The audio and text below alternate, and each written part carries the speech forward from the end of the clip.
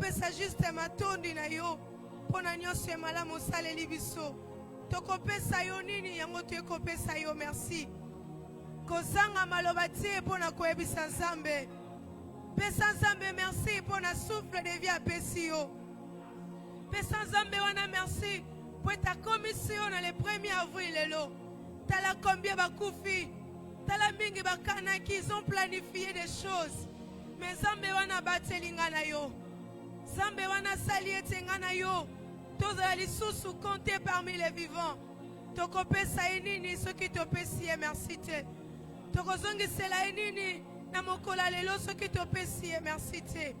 Yango pesa Nzambe wana merci. Yango rende gloire na Nzambe wana. Pweti aza malamu. Pweti aza bolingo. Tala onyo soit sali pona yo. Comme dans le 1er mars. Qui nous a commis le 1er avril. Nini opesi na Nzambe. Nini osongi selie. Nini opesi ya motuya. Soki toloba ki topesa mbongo. Tolinga ki topesa bele koleka. Mais topesi eloko te. Tosi pema ofele. Comme dans le 1er mars. Sur le 1er avril. Ceux qui sont qui n'ont pas d'oxygène. Tolinga ki tofute bele. Ceux qui sont qui n'ont pas d'hôpital. Tolinga ki topesa bele. Yango pesa Nzambe wana merci. Yango rende gloire na Nzambe wana. Tu évite na mokola lelo. Tokopesa enini. Soki topesi merci te. Tozanga malobati akoyebisa Nzambe na mardi lelo. Ezangolu to trouver liboso Nzambe. Tokomi le 1er avril. Mitala osanani. Mitala réellement. Et le konini osana ngoya motuya. Oye sepelisi Nzambe. Abatela yo na mokola lelo. Nini oyo sali. Pour que Zamba batela yo ti le 1er. Peut-être ozano muto masumu. Mais Nzambe wana ndimi ko batela yo. Nzambe wana ndimi ko pesa yo souffle de vie. Na mokola lelo. Eza azarte. Eza pe habitude te. Tola la katola mukaka. Eza po Nzambe wana linga biso. Seigneur topesi yo merci. Seigneur yamba masan joli. Yaba topesi pe mana pokwa lelo. Seigneur yamba masan joli. Yabato ondimi ko batela na pokwa lelo. Seigneur, cela ne dépend pas de nous. Cela ne dépend pas de nos familles. Cela ne dépend ni de nos parents. Mais cela dépend de toi. C'est pourquoi, Adonai, nous te disons merci. Merci pour tous tes bienfaits durant la journée, durant les mois passés. Yo bateli, yo salibi songolu, ya kozala lisusu lelo. Nini bisoto pesi ya motuya, tika to pesa yo matondo, tika to peso merci na mokola lelo. Tala na bitu komataki, tala na ba moto swaki. Zambe wana bateli yo. Zambe wana pesinga na yo vie. Malgré ba faiblesse na biso, malgré ba incapacité na biso, Zamba sali biso ngolu. Totele malisusu na mokola lelo. Zambe wana lingi. Kena mokola lelo. Tozala lisusu na bomo. Tu évite to kopesa enini. Tu évite to kozongisela enini. A mérité. Kena pokwa lelo. To pesa ye merci. A mérité. Na pokwa lelo. To pesa ye matondo. A mérité na pokwa lelo. Toloba ete asanion sopo na biso. Po yende mobateli ya solo. Yende mobateli alekata kobatela ba parents. Yende mobateli alekata kobatela bandekoyo. Oh même toza na hôpital. Tobenga kabango ba garde malade. Garde malade ana makoki ya ko assurer vie na biso te. Mais Nzambe wana za ko assurer vie na biso. Nzambe wana za ko assurer pema na bomo ina biso. Nzambe wana aza ko sala biso ngolu. Ke lelo lisusu totelemi. Lelo lisusu tozoloba. Lelo lisusu tozotambola. Nzambe wana za malamu. Nzambe wana za bolingo. Yango topesi ye masan joli. Yango topesi ye lokumu nyonso. Pweta bongi na yango. Yebisa ye na pokwa lelo kopesa nini. Soki esengeli topesa ye loko. Nini tokopesa ye. Soki esengi topesa ye bambongo. Mbongo nini toiko sangisa. Po topesa Nzambe. Eloko moko te. Odo iko pesa ye. Ekoleka oya pesi biso. Ekoleka souffle de vie. Oya pesi ngana yo. Na mokola lelo. Eloko moko te koki koleka. yango pesa nzambe wana merci zala reconnaissante liboso nzambe ya motu ya pelo yebisa nzambe nalingi tina zala privé na soir lelo pona gloire na yo yango nasengi okelanga mawa yango nasengi yo kitisa mawa na yo likola vi na ngai yebisa nzambe kitisa mawa na yo na maloba na ngai netamboleli na nga lolenge ndi na se comportaki liboso ya bato nzambe yoka mawa nzambe limbisa kokitisa kanda na yo te na vi na ngai kopimbela nga te oyo bongisi mpo na nga na kulte lelo nasengi mawa na yo Seigneur Dieu Tout-Puissant nous reconnaissons que toza bato ya masumu toyebi yawe totambolaki mabe mais na présence na yo mais liboso na yo tu es quoi implorer miséricorde tu es quoi senga mawa na yo parce que la Bible nous dit tu es juste et fidèle ya kolimbisa moto yasu asengi bolimbisi te même que biso na pourquoi lelo to sengi mawa na yo dans le nom de Jésus yo que la biso mawa limbisa mabe na biso limbisa biso na oto monaki na oto yokaki que le Seigneur kokitisa kanda na yo te na bavi na biso yo que la biso mawa au nom de Jésus. Oui, tu le fais bien. J'aimerais qu'en ces moments bisika tozwami totelema tozobelela makila na Yesu que le sang de Jésus yango ne sopa na likola bavi na biso. La Bible nous dit sans l'effusion du sang il n'y a point le pardon du péché. Vous avez sans nzambe asopa makila na ye na bavi na biso tobondeli na kombo na Yesu. Yebisa nzambe qu'à travers le sang de son fils Jésus oui sopa na kinekulusu pour nos vies que le sang de Jésus yango Saoul, il sera changé à un autre homme. Laisse que l'Esprit de Dieu ait changé, yo. Laisse que l'Esprit de Dieu ait transformé, yo. Là où il y avait les noms que les gens vont surnommer, na vie na yo. À cause de la présence na yo. Na kilta lelo, que tout de toi ait changé. Que nous sa vie na yo ait changé. À cause de sa présence, à cause de son esprit. Oh ya lobaki, je ne vous laisserai pas des orphelins, je vous enverrai les consolateurs. Laisse que les consolateurs te consolent. Laisse que les consolateurs te consolent. Les dieux que tu étais venu chercher en ces lieux à consoler. Là où il y avait les noms, ma pesa na famille. Là où il y avait les noms, mon qui les pesa yo. À cause il y a problème manco. À cause de l'ikabo manco. Que l'Esprit de Dieu, lorsqu'il visite les gens, ma combat va te changer car ma identité va te changer car que le rémunérateur puisse te rémunérer tes soirées, que le rémunérateur puisse nous consoler. Oh Saint-Esprit de Dieu, Saint-Esprit de Dieu, yonne yako consoler, mitema weza abati. Saint-Esprit de Dieu, yako consoler. Ozon se sengo, bisika sengo ekimaki. Regarde nos familles, ma pesa biso ba combo, ba surnom biso. Mais pourquoi lelo? On m'a parlé de toi, Yako consoler, Saint-Esprit. Tobele lio, Saint-Esprit. Viens remplir ces lieux de toi. Viens inonder ces lieux. Tous à la remplir. Parce que le qui était, je m'en vais au Père. Et je vous enverrai le consolateur. Seigneur, viens consoler une âme abattue. Viens consoler un cœur abattu.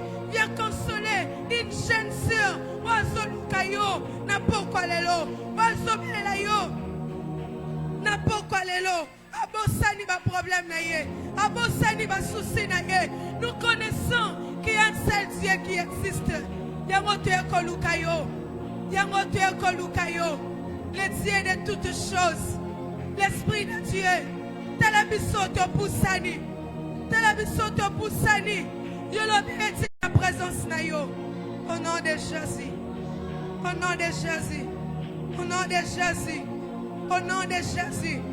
Naraba subri guys. Libra subri caso de gaste. We deliver send, mighty God, if let us see the ghost can the most shines. On deliver send, why the ghost can the play the of the city guy. Laisse que ton esprit move encore en ces lieux. Laisse que ton esprit change encore nos identités. Laisse que ton esprit transforme encore nos vies en ces moments. Que nous soyons changés, que nous soyons transformés.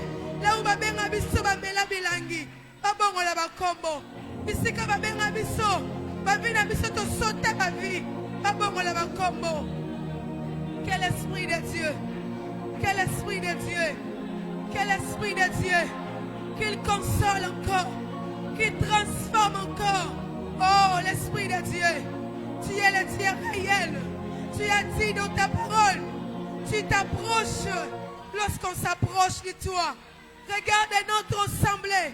Nous nous sommes approchés devant le trône de grâce. Alléluia. Alléluia. Thank you, Seigneur. Thank you, Jésus. Alléluia. Jésus. Jésus. Jésus. Jésus. Jésus. Nous t'aimons parce que tu es Dieu réel. Nous t'aimons parce que tu agis au-delà de nos pensées. Nous t'aimons parce que même là où il y avait des portes fermées, tu es capable d'ouvrir son clé. Alléluia. Tu es le Dieu. Tu te manifestes lorsqu'on t'invoque. Tu es le rémunérateur de ceux qui te cherchent. Et regarde cette assemblée qui se sont présentés devant toi avec leur cœur abattu, avec les âmes abattues, avec un esprit rempli de soucis, rempli de problèmes.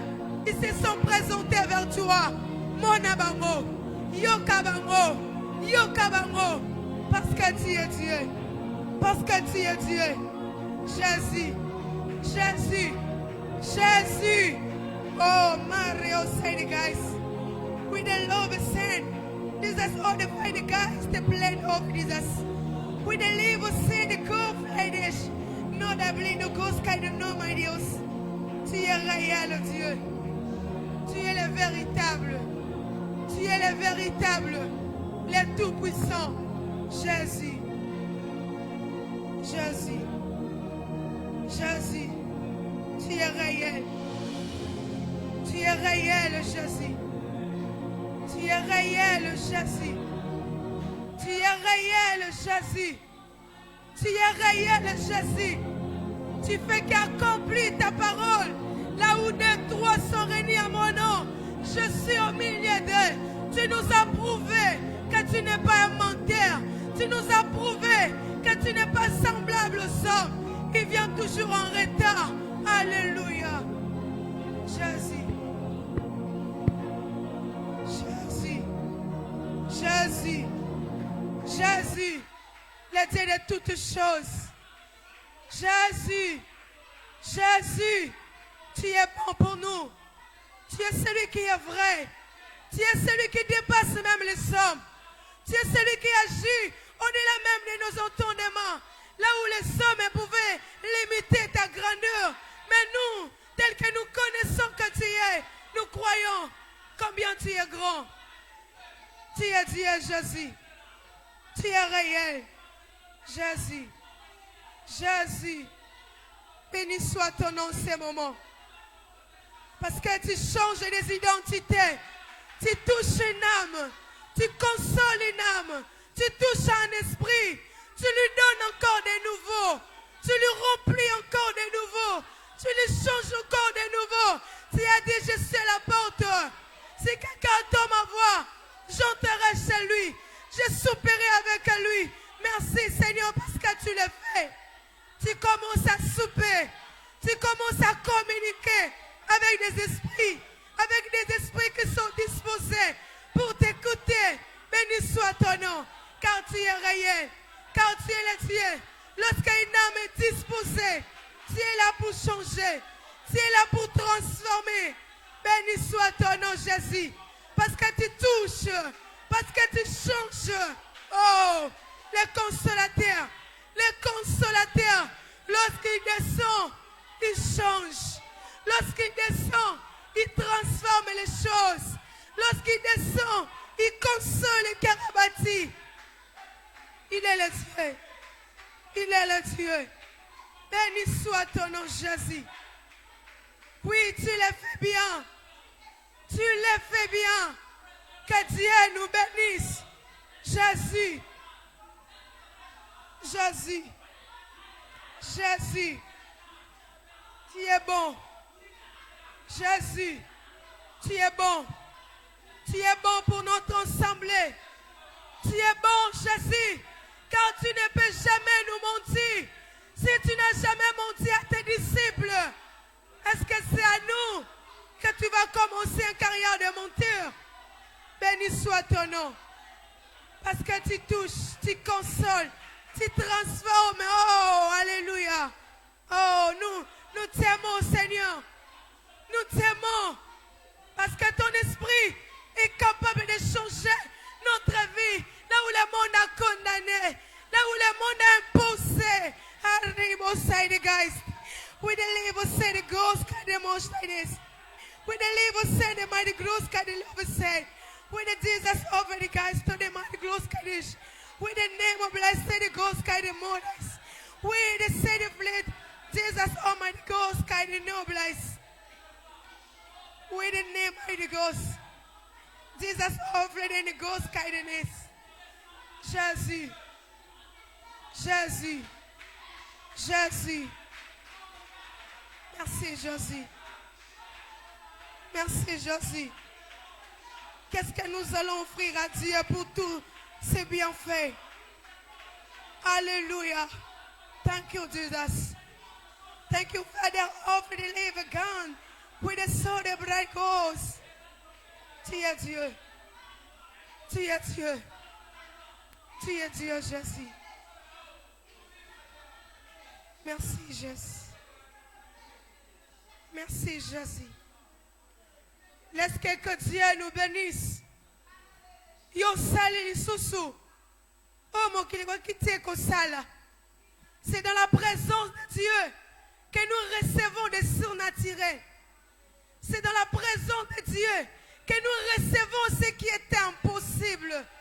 C'est dans la présence de Dieu que les stériles, la fonte, laisse que Dieu te donne ce que tu as perdu durant cette soirée. Ce que tu as perdu, que le Seigneur te donne. Au nom de Jésus. À cause de notre disponibilité dans la présence de Dieu, qui nous console. Merci Jésus.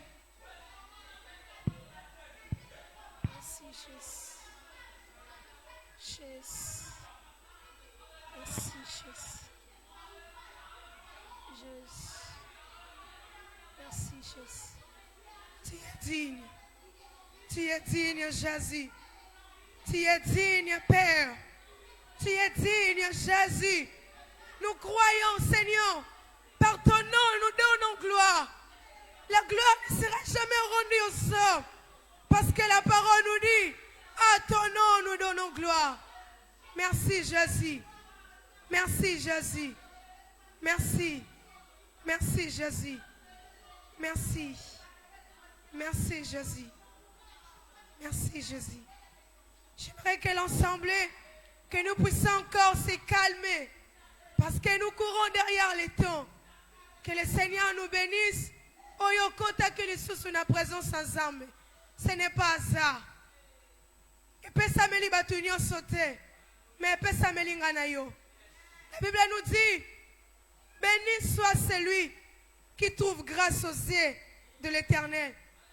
Et la Bible nous dit, lorsque tu kota kana présence naye, il nous donne même ce que les hommes étaient incapables de nous donner. La Bible nous dit, réjouis-toi stérile, toi qui n'as pas encore ressenti la douleur de l'enfantement. J'aimerais qu'aujourd'hui, toi qui as perdu plein de choses, à cause de ta prière, que le Seigneur te fait ressentir la douleur, que tu puisses encore te réjouir, que tu puisses encore recevoir ce que les hommes ont privé. J'aimerais que nous puissions prier pour ces moments. Que le Seigneur nous parle encore. Nous prions au nom de Jésus.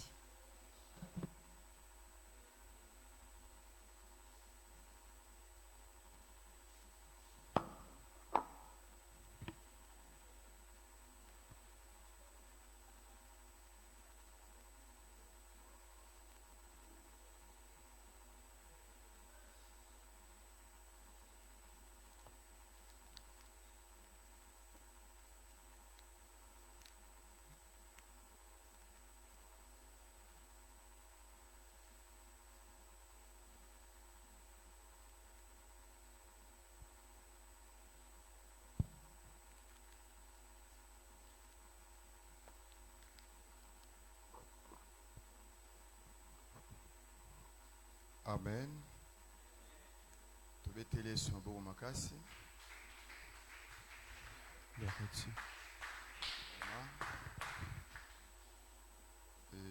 Vraiment le sambo na biso ezali mbeka d'une bonne odeur liboso na Nzambe.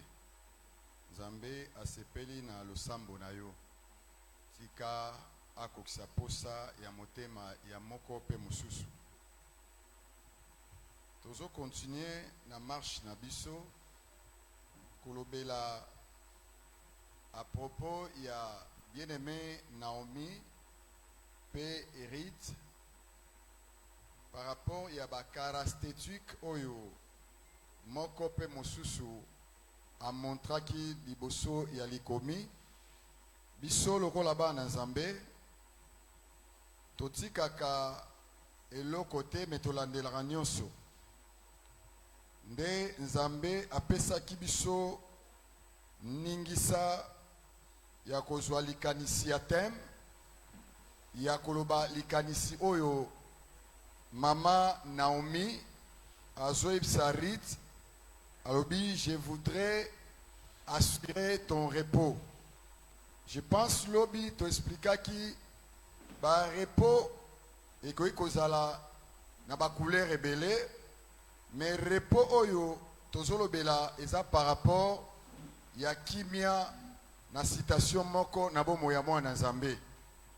Amen. Parce que Bible le soloba venez à moi vous tous qui êtes fatigués et chargés et moi Jésus je vous donnerai du repos. Nzambe ana posa ya mutu penza azwa kimia. Par rapport à la citation moko ezotambola malonga te pe malamu te nabo moya moko pe mususu Nzambe oyo apesaka kimia oyo mokili akoki kopesa te me Nzambe apesaka yango. Amen. Tokotanga mukanda na Nzambe pour na temps. Tozaka na Rite chapitre 3 maintenant verset nango 1 jusqu'à 4.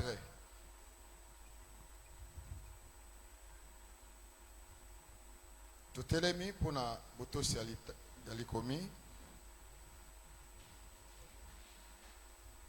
Naomi, sa belle-mère, lui dit: ma fille, je voudrais assurer ton repos, afin que tu eusses erré, et maintenant Boaz avec le servante duquel tu étais-tu pas notre parent.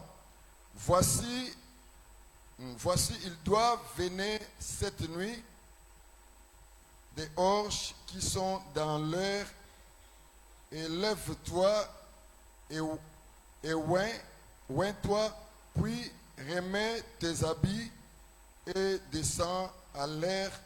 Tu ne feras pas connaître à lui jusqu'à ce qu'il achève de manger et de boire. Et quand il ira se coucher, observe le lieu où il s'est couché. Ensuite, va, découvre ses pieds et couche-toi. Il te dira lui-même ce que tu as à faire. Elle lui répondit: je ferai tout ce que tu as dit. Amen. Ok. Lecture le biboye. Or pa oyo azalaki moko ya belle-mère ya Naomi. Tolobaki ete komona Bethlehem pe komona lisusu mboka ya Moab. Eza ba mboka mibale oyo ekeseni. Ça veut dire que Zapa Moulabiso. Amen, amen. Donc Naomi tolobaki alongweye mokote mais azalaki na mobali na ye pe bana na ye mibale ya mibali. Oyebi lecture pe oyebi histoire malamu. Mais Bible zoloba nini? Tangu balongwe mama papa na bana mibale ya mibali bake na mboka Moab. Pendant que bazoke na Moab mibali kuna to bala kibino kuna bozonga maintenant na Moab. Mais langage oyo biso tolito présenté na un enfant de Dieu et sa deuxième langage oyo Naomi le cola modèle à suivre sa belle sœur naye babokilo abosonga na Moab. Tolobaki Moab eze sika oyo bomo ezate pe mobali azate. Parce que soki azib sa bango basonga na Moab alobala bango bosonga na banda kuya baboti na bino mais na ko souhaiter bosonga me bokende kozwa bopemi na banda kunde ya mibali. Donc mobali nde apesaka la paix. Mobali nde apesaka bopemi. Et Naomi lokola azali na connaissance alobi bozonga me bokende kozwa bopemi nde na banda ya mibali. Or pa aboyaki ko continuer na Naomi mais la sœur Ruth andimi kolobake naotika yote. Bisika nyonso kokende nzambe na yo aozala pe nzambe nanga. Mboka na yo à partir de maintenant ekomi pe mboka nanga. Peuple ya mboka oya yo bakomi pe peuple oya mboka nanga ou bakomi pe peuple nangai. Ça veut dire bazo sala alliance. Entangu batamboli Orpa zongi. Orpa azozonga.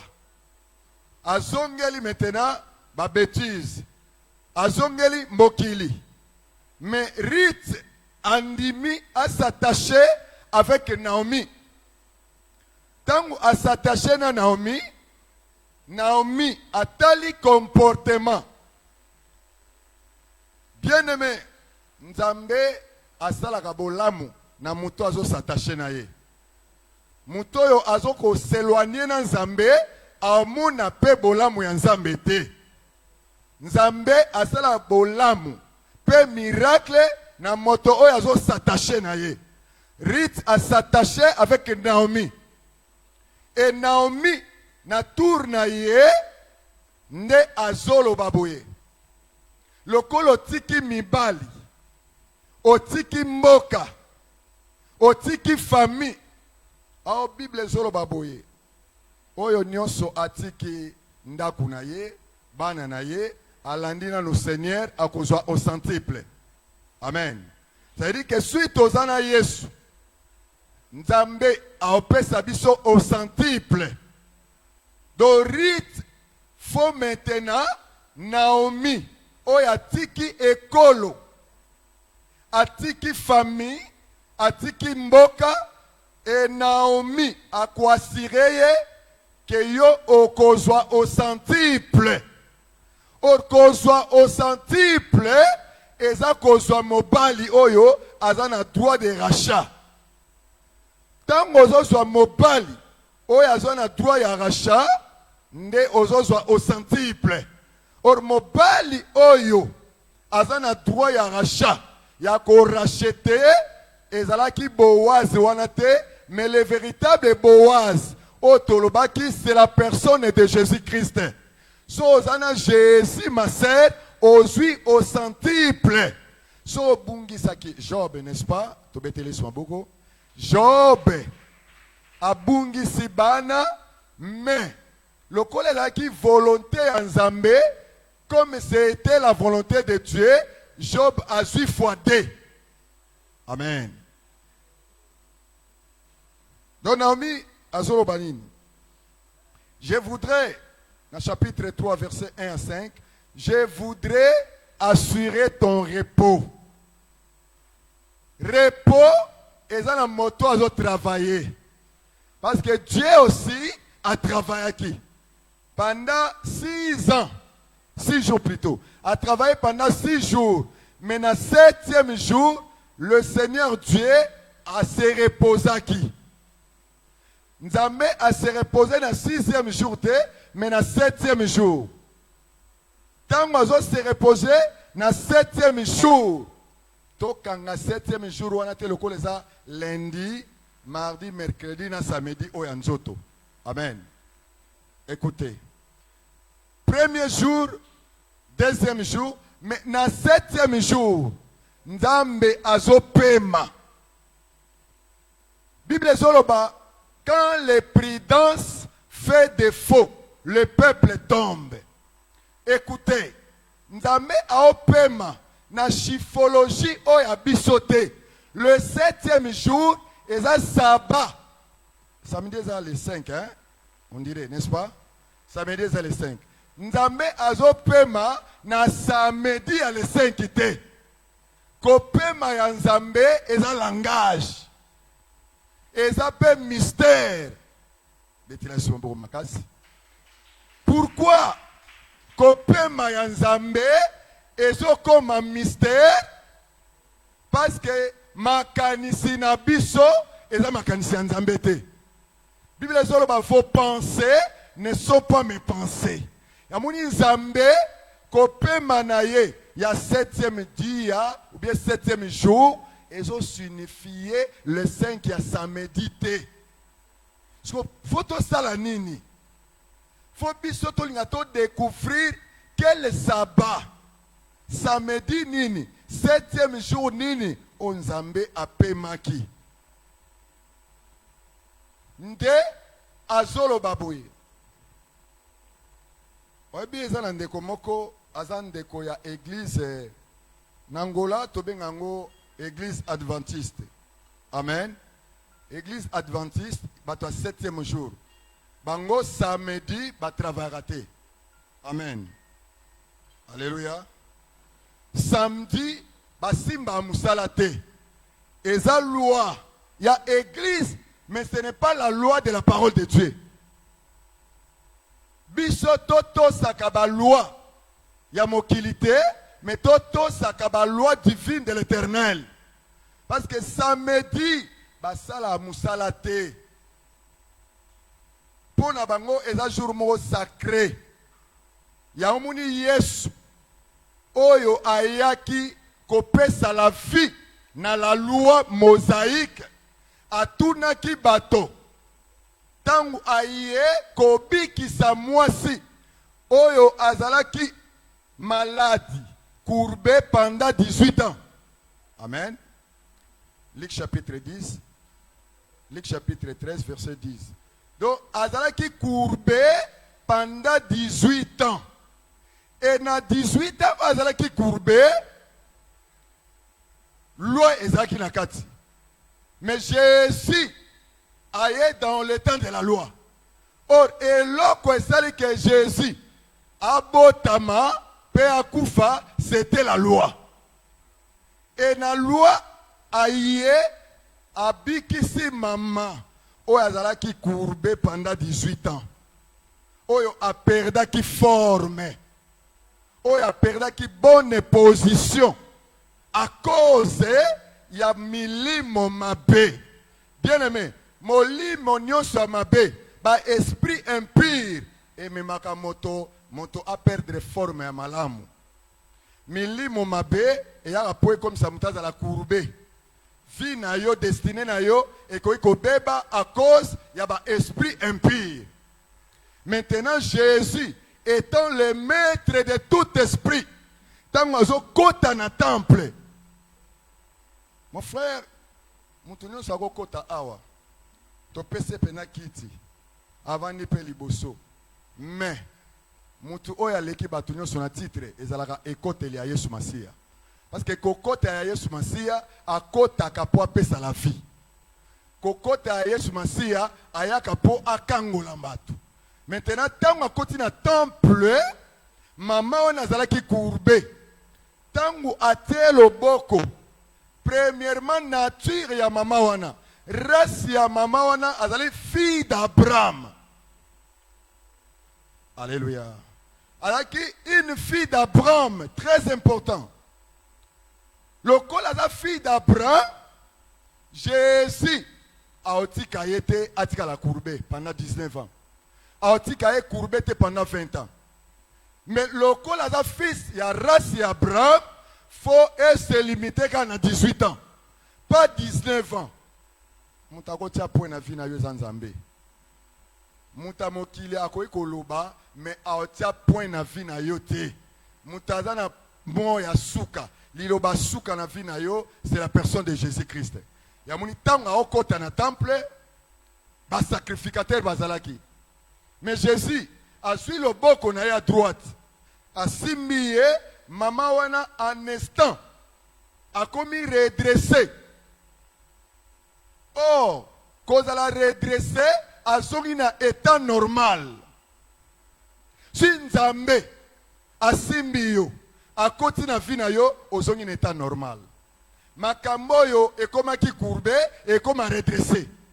Si Nzambe a koti na vie na yo bien aimé, et si ko banda kolela, o bandane ko sepela.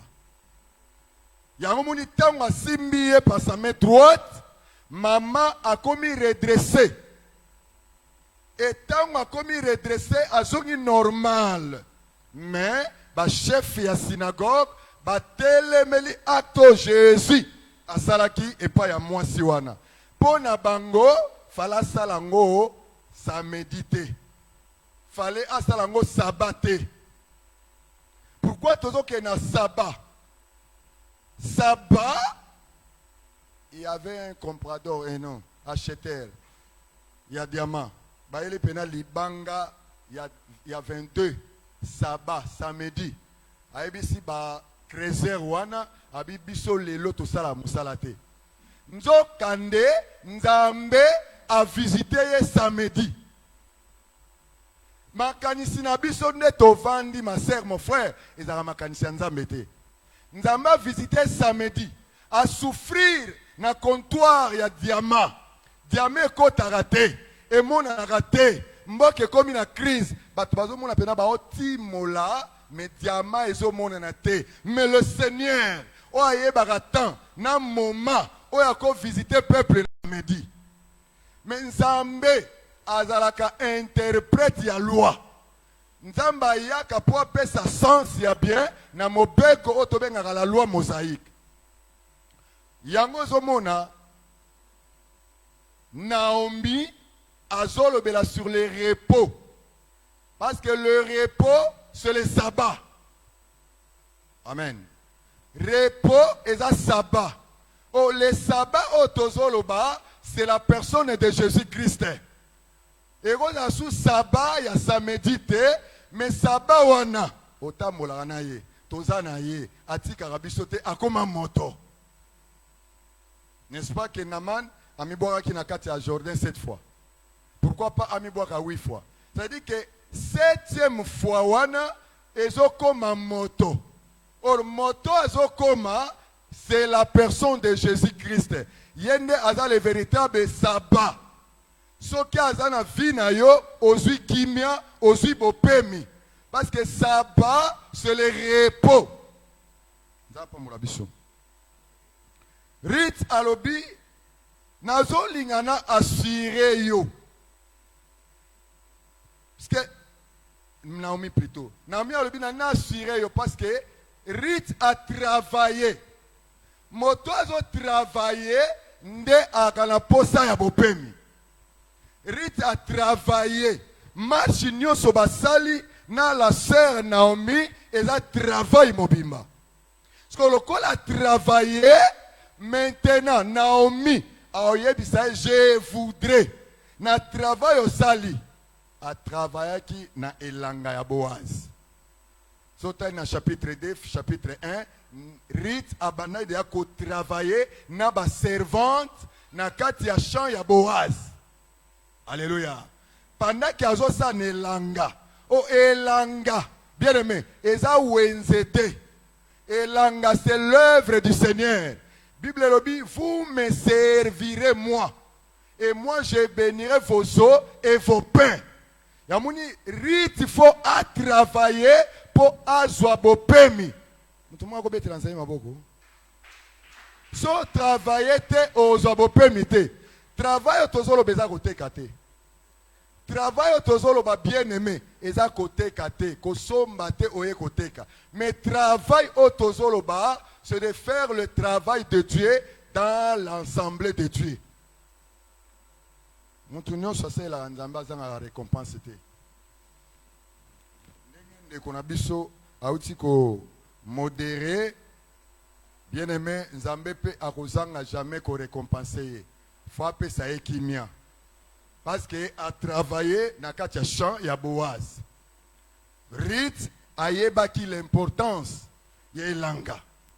Or pour Ruth ayeba importance ya elanga. Bien aimé, en Israël, na Bethléem, bilanga ezalaki ebele. Mais elanga nyonso te soki osali nde yo kozwa bopemi. Elanga oyo ozwa bopemi fo ezalaka elanga ya moto oyo ana droit de rachat. Or moto azali na droit de rachat na Bethléem, la maison du pain, c'était Boaz.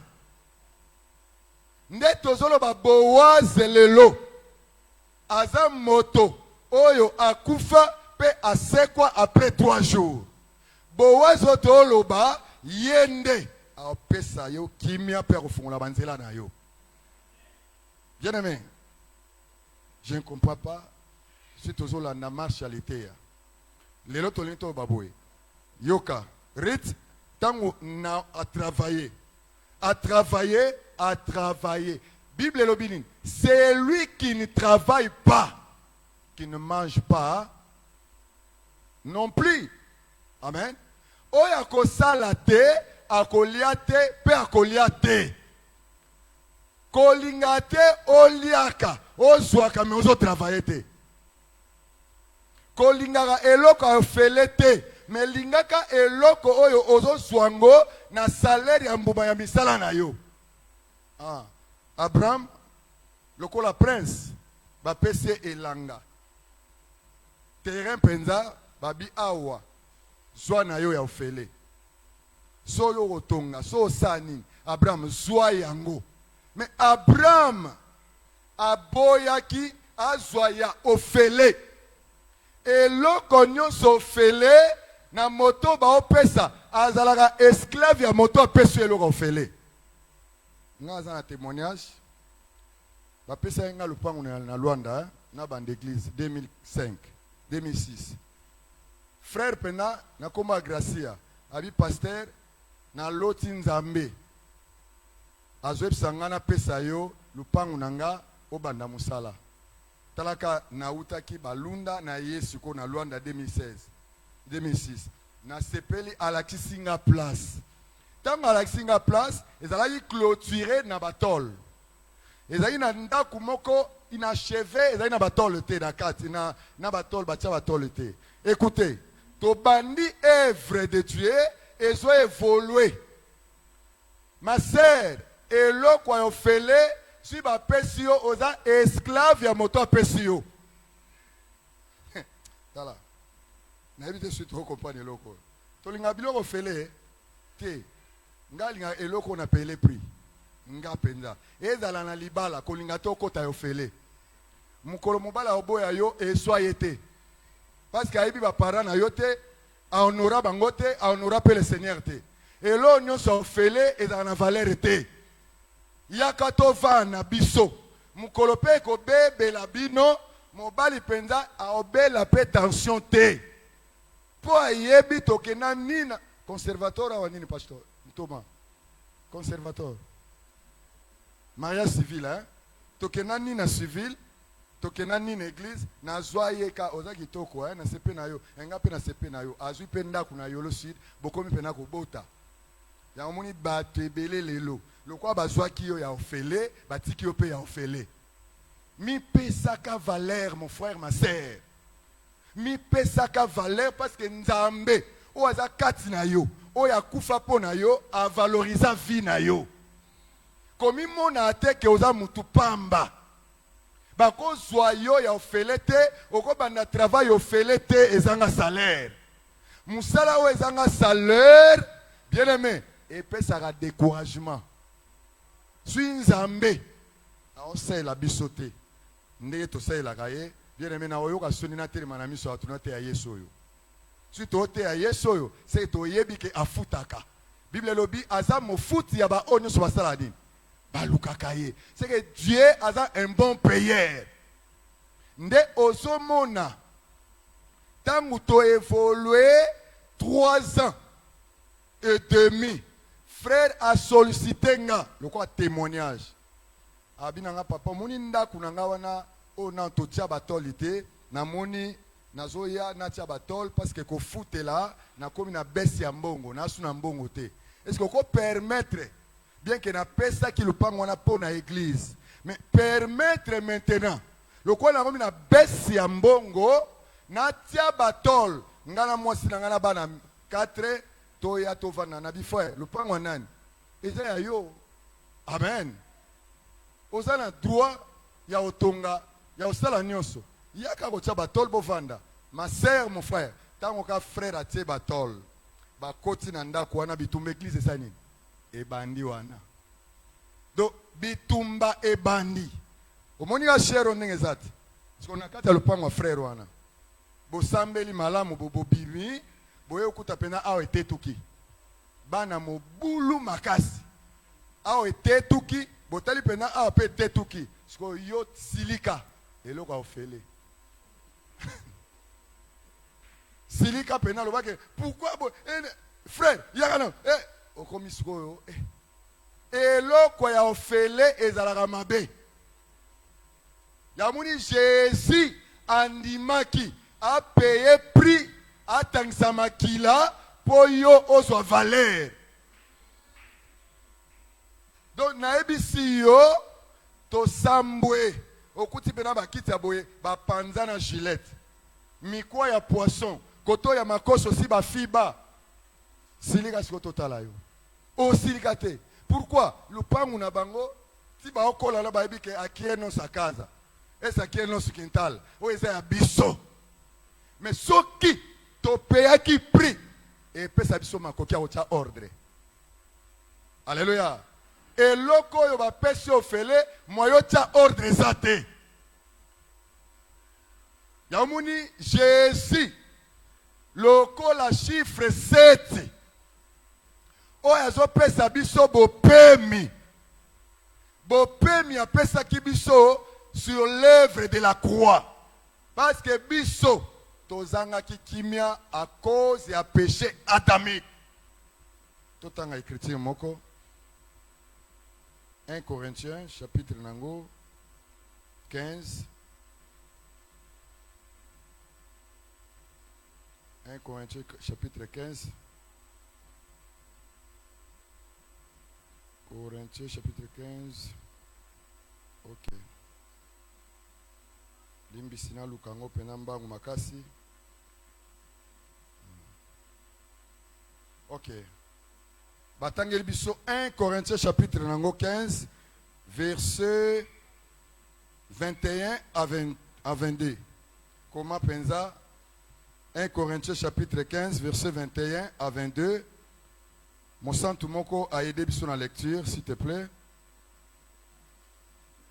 1 Corinthiens chapitre 15 verset 21 à 22. Yoka.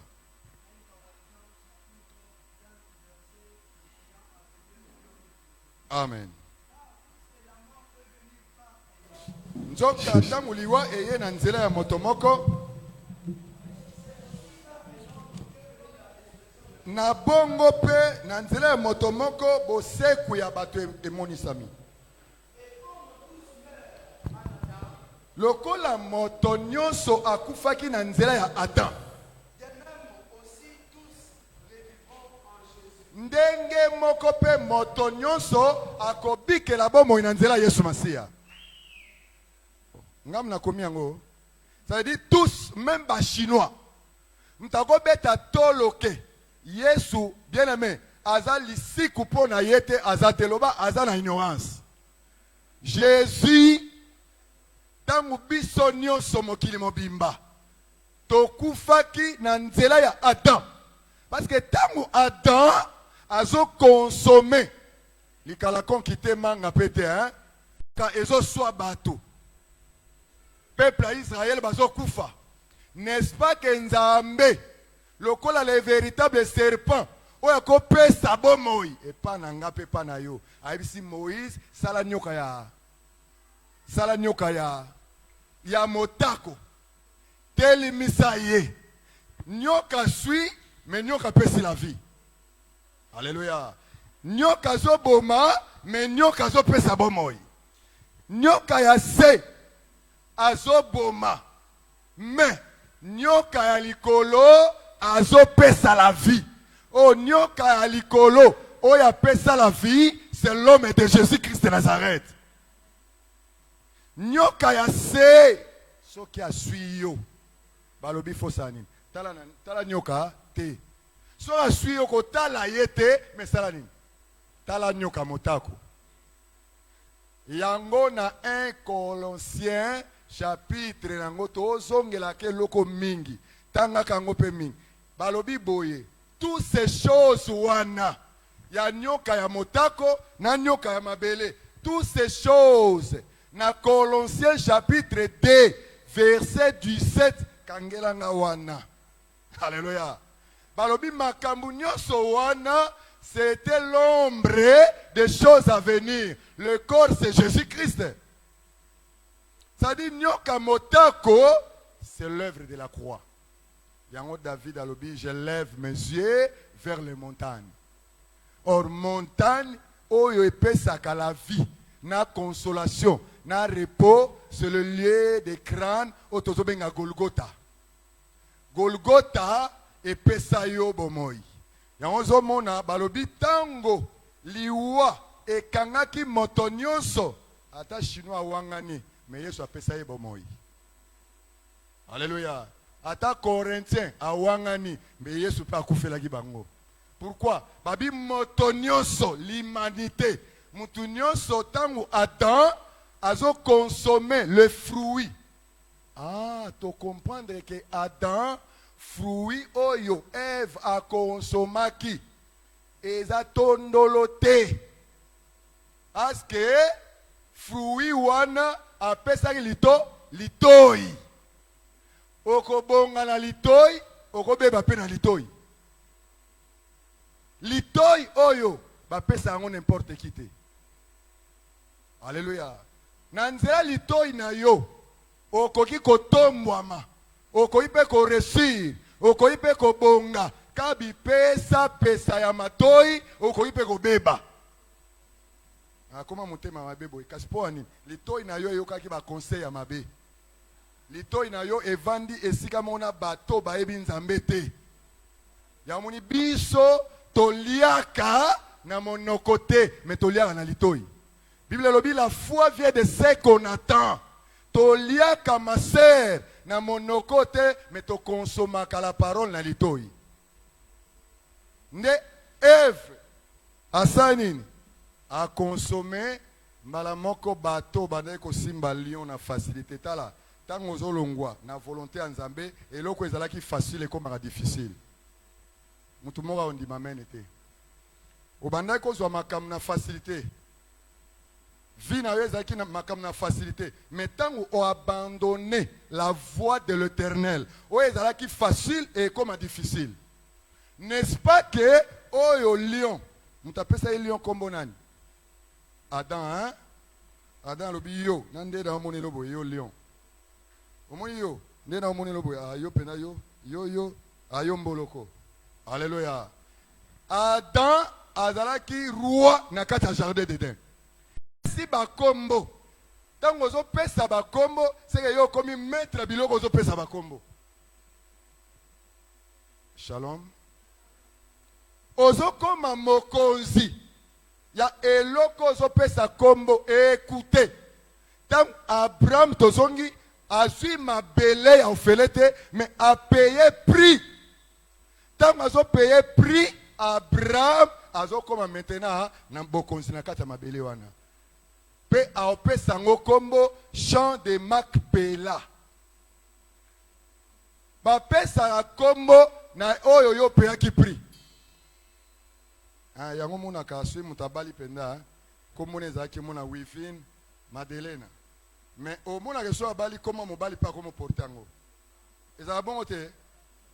Na ebite ezala bon te. Obali pena officiellement.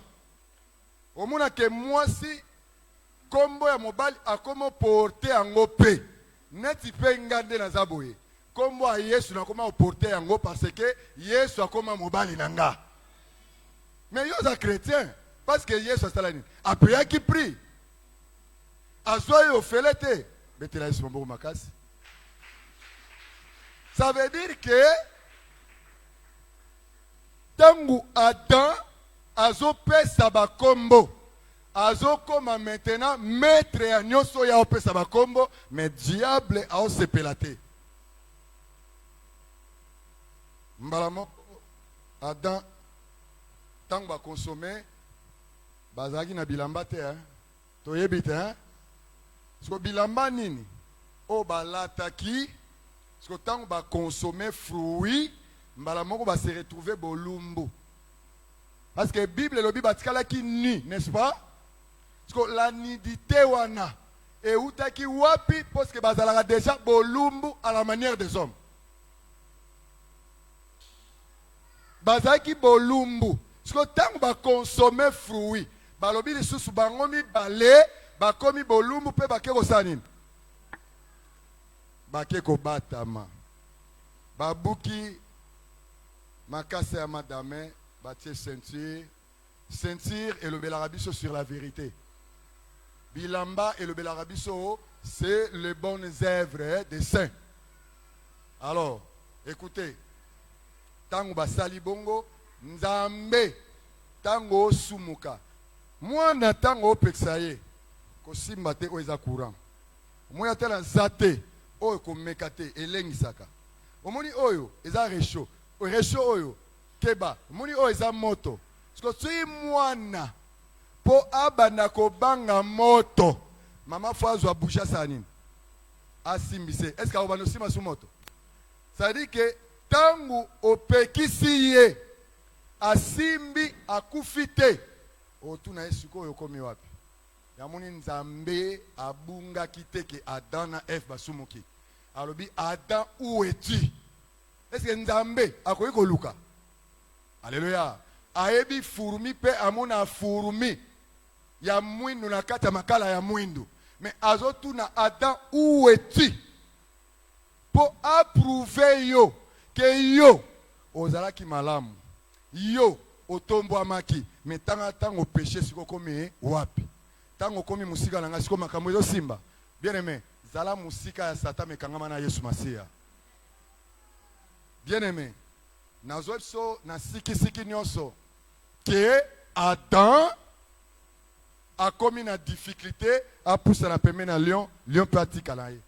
Oh, ezalaki facile et comme difficile. Yom to pesi ba kombo me babilo ango komo kimayo. Yango moni so ozana nzambe, bola mo nzambe ko approcher yo. So ki ozana nzambe, o to sanzambe, bien aimé, ba promesse nzambe e ko bikela yo. Mais so ki otiki nzambe, o prier makasi puisque nzambe asuki kana prière te. Prière ou l'équipe à prière nyonso, c'est écouter la parole de Dieu et de mettre en pratique. Si on mettre la parole de Dieu en pratique, aux aloko la tono ya pamba, au ganga, nzamba za kunate pourquoi? Parce que nzambe ayoka ba prière ya ba juste. Un juste eza mutu oyo azo contrôler et tamboli na ye vis-à-vis ya lelo ba nzambe. Betela Yesu mbo makasi.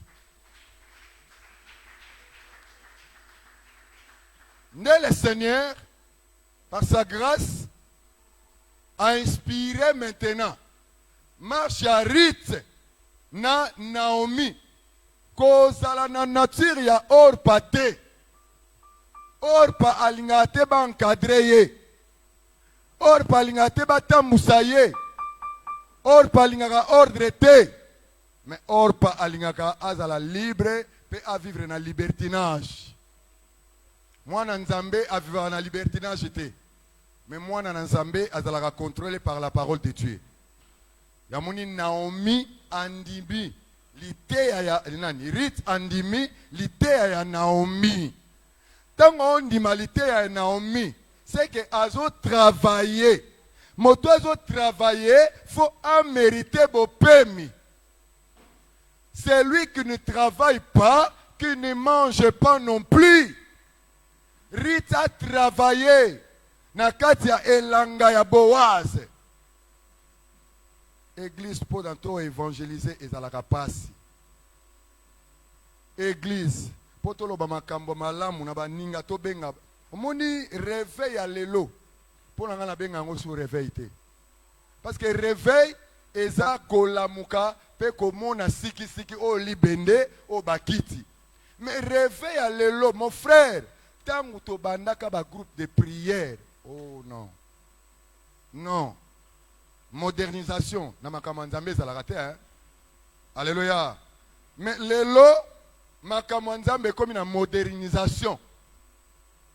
Oh, wana tangu na bino lelo eza ki lelo. Namakamwanzambe ki lelo ezalagate. C'est-à-dire que, au moni pena que, moi na nzambe, azana nuna zel ya koloba mingi makamwanzambe na pa baninga. Mais lelo eza pasi. Tout que la musala kaka charge non son aba pasteur. Donc pasteur fois longwa a futa tike a kota la bande koboy. A zongi boy sali boy. Lelo puissance ezala ki na ba e groupe ya intercession. Mon frère lelo eza subongote. Groupe intercession ya be époque na biso. So ke na osala ekobo e go revese. Alléluia. So ke na osala ekobo oye penza lokola intercesseur ou bien intercesseuse na tango na biso. Lelo to sakana na nzambe hein. Nzamba lelo aza aveugle. Nzamba kala groupe intercession mais za moteur église. Eza mwinda église. Yo pasteur outi o kananga mbunjimai outi wa poto yamba yo fo groupe intercession to sambela.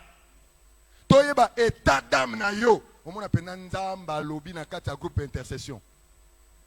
Ala kisi pena ke yebo yamba yete a sente basi mibale na chikapa. Ti azo sente na chikapa nzambe amona kiye a dévoilé ba secret na kati ya boîte intercession. Wapi intercession alelo. Alléluia. Wapi yango. Ben intercession alelo ntoma sans les dons de Dieu ezo salate na kati intercession. Donc ata mutaza kuluna akoni pe intercesseur. Mais on dirait comme si tozo mesana nzambe bon tala. Tozonga na ba acte des apôtres. Rentrons, frère, kozwa nzambe bongo te. Rentrons. Ya muni Yesu azolo banini. Soki okomeli lettre divorce, nga na ondi ma question na bilote parce que au commencement était pas ainsi. So lingo servir nzambe. Omuna loboko nzambe zonga au commencement. Lelo nga nzambe nazana kati na bino nzamba otasanga sewa lati jupe ya rouge nzamba zolo bananga oza mwasa libala mais oza suna makangu moko quelque part et puis asombela ki au téléphone okosi mobali no ke noko na bino nda asombela ki au téléphone esala maka lelo prophétie eza kaka nzamba otasanga o souffrir makasi mais na omona mutu moko azopesa mbongo. Amen. Nkola zo sangai na omona pena nzamba otasanga ozana problème libala mais na omona déjà mobali mo zo poussa na pembe na yo. Donc ata nazana nga mabe prophétie ya mabe ko elanga te lelo. Pona nini ma sœur? Suna lobi bongo nga na oloba na koma nzana ata na sima kills na kufi nzamba sanzolami. To omoni yom do film obeye. Écoutez. Nga maman moteki hein. Ça combien? Ça combien, n'est-ce pas? Autoté que la foufou, baloso, ça combien? Vrai message. O est redressé à bateau. Batebele balinga ngote. Amen. Batebele balinga ngote. Tinde peta musum nzamba ko espringa beta boite ya boy. Mona mutu te wana te. Mais naza obligé ma sœur ya oloba onzambe alobi na ngana loba. Tangana Ézéchiel chapitre 37 verset 1 à 8 pour mi quoi et c'est quoi Ézéchiel alobanine. J'ai prophétisé selon l'ordre on a reçu panan. Et pas Nzambe. Mais pourquoi Nzambe pendant ça nini? Nzambe lo bangana lo babona te suna lo biboy et ça bien te mbala moko na ça péché liboso nan. Nzambe. École nani kilo n'est-ce pas? Biso na ngola to benga kilo kilo. Awa sakombi. Na zui ba bougie. Na tumbi na koti na kati. Amen.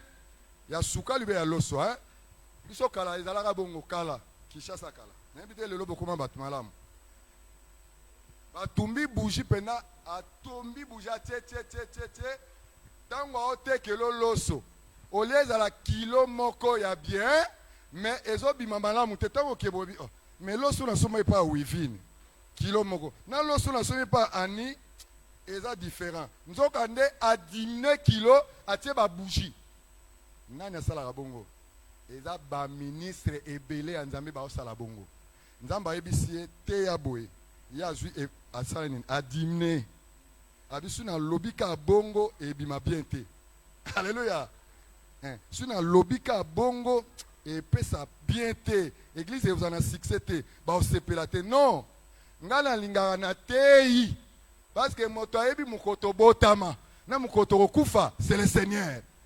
Mon frère, na témoigné qui awa, frère moko aoteya, quand de bo filmer, prédication na ye et tout inde komoko azala libanda. Abengi frère na yobim pasteur moko ateya na église na bino. Nana posana tinde la ye billet. Nazu azwa visa na tinde le mbongo. Aya na Londres na église na biso, na tout isaye na pasteur na biso ateya. Liteya malamu mama e fungola banzela.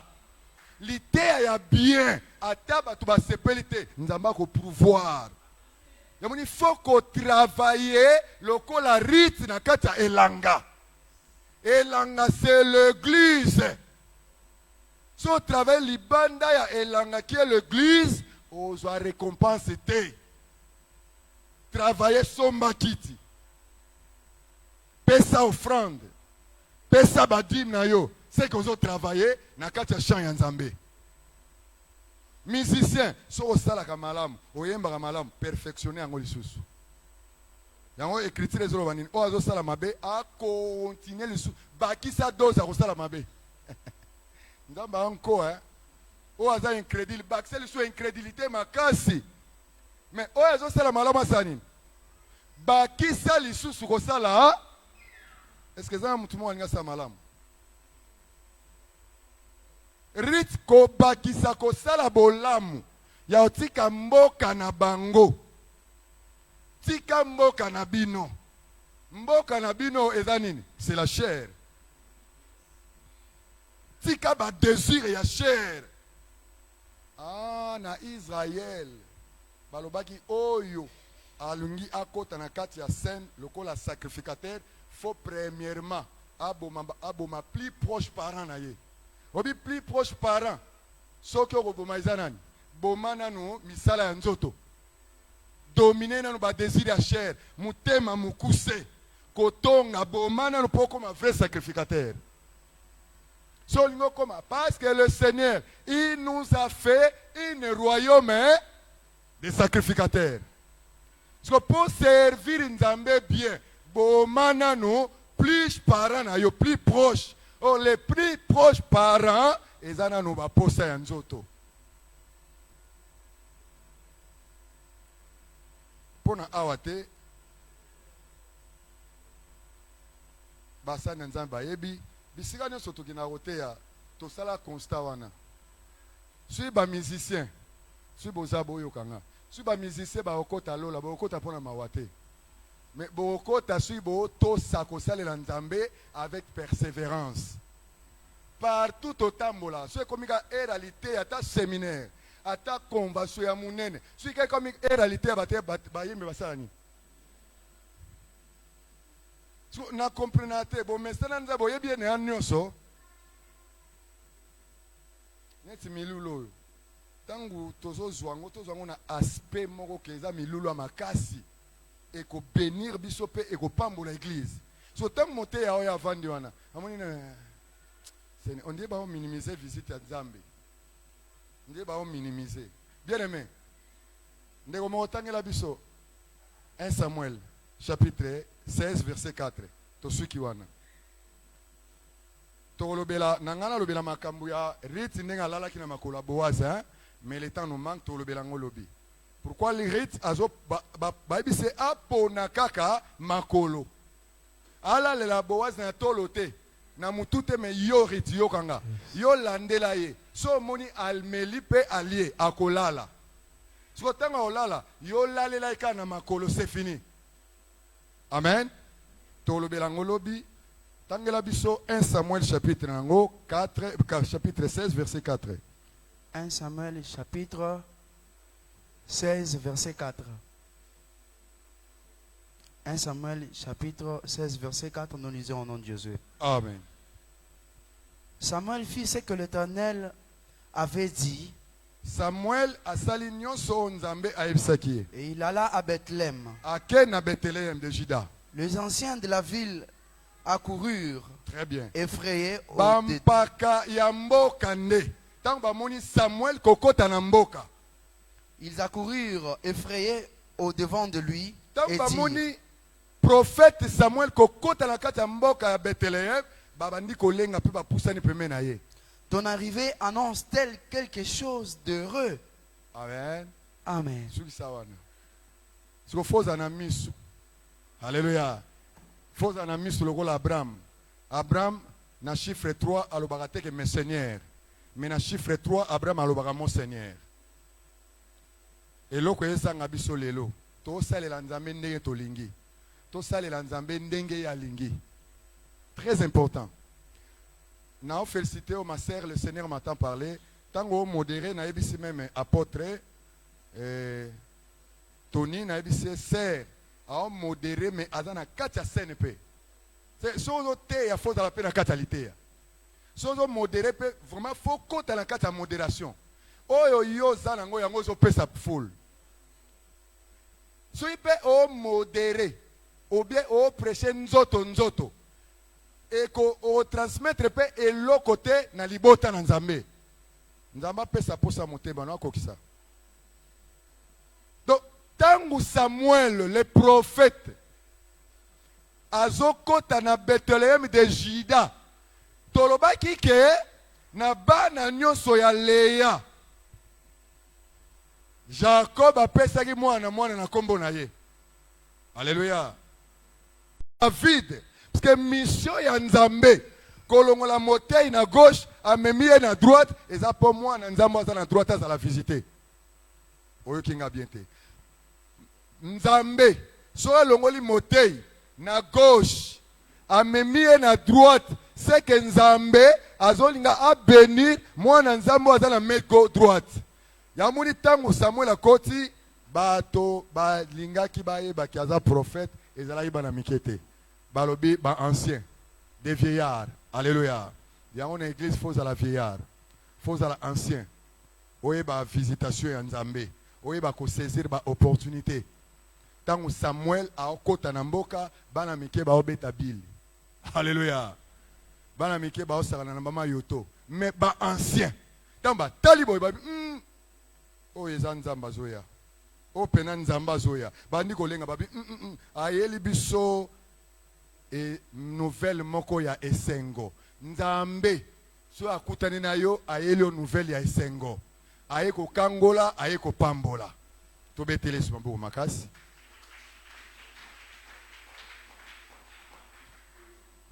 Donc to chité il est koloba ke rite aza orienté enseigné par Naomi. Yo pe lokola rite. Nzamba zo préparé yo. Na nzela ya lite ya basali na nzambe po ete ozwa bopemi ya seko na seko na mobali qui est le véritable nani Boaz o eza Yesu Masia. Amen. Yesu Masia aza le véritable Boaz. Tolingi to sambela. Mais avant to sambela nzambe nalingaki to sala service moko eza très important. Nde place o esala ke via mutu ekomi bikamwa. Via mutu échanger. Amen. Tozana ba enveloppe awa. Eza penza ebelete. Église mona terre na yolo na ezo baya pena na ba biloko andire 5. Ya boye mutu nyonso azwa. Ndire pasteur wana amesani sabana ye. Bongo pe banango o baozwa ka bongo bao limbate menzamba zo pambola bango pe makasi. Tozana ba enveloppe. Enveloppe oyo tozo pesa ndeko po ezonga dimanche. Dimanche eza le 16. Et dimanche eza le 6. Amen. Alléluia. Tolobi travail eza na bandenge belé. Travail mususu eza obéissance.